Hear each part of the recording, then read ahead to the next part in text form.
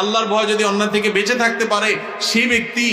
আর জীবনের রোজা যেরকম, জীবনের আপনার রমজানের রোজা যেরকম সূর্য ডুবার পর পর শান্তি পাওয়া শুরু হয়, খাওয়া শুরু হয়, জীবনের সূর্য ডুবার পরে যে জান্নাতের নেয়ামত শুরু হবে, ওইটার তুলনায় দুনিয়াতে এসে দুনিয়ার জীবনের রোজা ভাঙলো, কিছু না আপনার ভোগ উপভোগ করলো, কিছু সুখ শান্তি করলো, গাড়ি বাড়ি করলো, চুরি ডাকাতি করলো, দুর্নীতি করে সম্পদ করলো, সে কামাই করছে, কিন্তু ইমানদার ব্যক্তি পুরো জীবন ভর রোজা রেখে আল্লাহর হারাম কাজ থেকে বেঁচে থেকে তার অনেক কষ্ট হয়, তার চলতে অসুবিধা হয়, তার মাস চলে না, কারণ সে হালাল পথে চলে, তার চেহারা শুকায় আসে, সে অন্যায় পথে যেতে পারে না, ওই রোজা রাখার মতো তার অনেক কষ্ট হয়। কষ্ট মষ্ট করে জীবনের সূর্য ডুবা পর্যন্ত যদি সেদিন রোজা রাখতে পারে, তাহলে জীবনের সূর্য ডুবা লাগে না। জীবনের সূর্য ডুবার আগেই আল্লাহর ফেরেশতারা কোরআন আয়াতে বলে দিয়েছে, এসে তাকে বলে দে, আল্লাহ তাখাফু ওয়ালা তাহজানু ওয়া আবশিরু বিল জান্নাতিল্লাতী কুনতুম তুআদুন। তোমার কোনো ভয় নেই, তোমার কোনো শঙ্কা নেই, তুমি গোটা জীবন রোজা রেখেছো, আল্লাহর সমস্ত আদেশগুলো মেনে চলেছো, তুমি হক হালালে চলেছো,